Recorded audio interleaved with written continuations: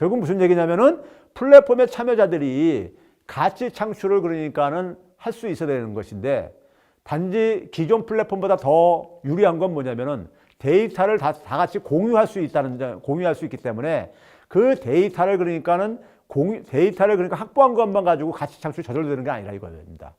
앞에서 제가 그랬죠.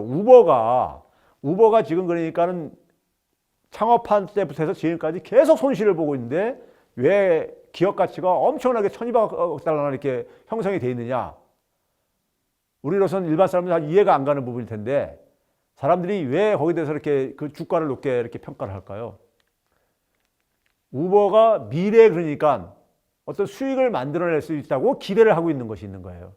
미래 성장 가능성을 보고 있는 거죠. 지금 현재는 수익을 못 내고 있어도 성장 가능성을 보고 있는 것이고, 그 성장 가능성의 원천은 뭐겠습니까? 우버가 확보하고 있는 엄청난 그 데이터들인 거예요. 그 데이터들이요. 그러니까 데이터를 확보하게 된다는 얘기는 많은 사람들을 참여시켰다는 얘기고, 많은 사람들이 참여하게 되면 1차적으로는 광고 수입은 가능하겠지만은 거기서 더 한 발 더 나가야 되는 겁니다. 그 데이터를 이용을 해가지고 새로운 수익 사업을 만들어낼 수 있을 거라는 이런 기대를 하고 있는 거예요. 새로운 수익 사업을요, 만들 거라고 기대를 하고 있는 겁니다. 근데 이거는 제가 볼 때 자동적으로 연결되는 건 아닙니다. 물론 데이터를 확보하고 있으면은 새로운 수익 사업 만들기 훨씬 더 유리하죠.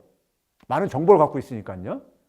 카카오가 그러니까 계속해서 다른 사업들을 만들어내는 것도 데이터 때문에 가능하듯이, 그러니까요. 근데 그거 가지고 얼마나 좋은 사업을 만들어내냐는 것은 또 다른 문제인 거예요.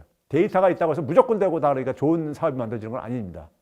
데이터를 활용할 능력이 굉장히 이제 필요한 것이죠.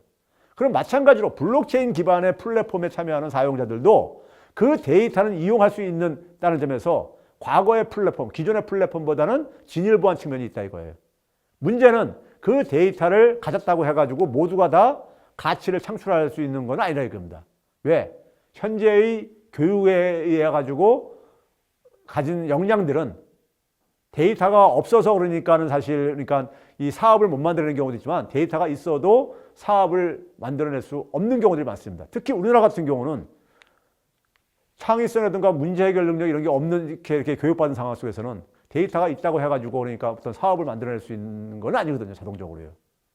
그래서 앞에서 쭉 얘기했던 그러니까 새로운 그러니까 우리가 지금 이 무형제 경제가 요구하는 그러니까 그런 인재로 우리가 이게 육성돼야지만이 그 사람들이 그러니까 데이터를 가지고 새로운 사업을 만들어낼 수 있을 것이고 있다는 점에서 이게 맞물려져 있는 문제입니다. 그래가지고 블록체인 기반의 플랫폼 사업이 활성화되고 실질적인 이익을 만들어낸다면은 거기서 발행한 가상통화는 가치가 지속될 수밖에 없습니다. 그리고 또 올라갈 겁니다. 그러면 그 통화는 많은 사람들이 사용하면 그건 돈이 되는 겁니다. 즉 뭐냐면 그런 시대가 앞으로 얼마나 빨리 진행되냐는 것은 우리가 지켜봐야 되겠지만은 문제는 화폐가 굉장히 다원화되는 것은 하나의 경향성을 충분히 갖고 있다는 얘기인 겁니다.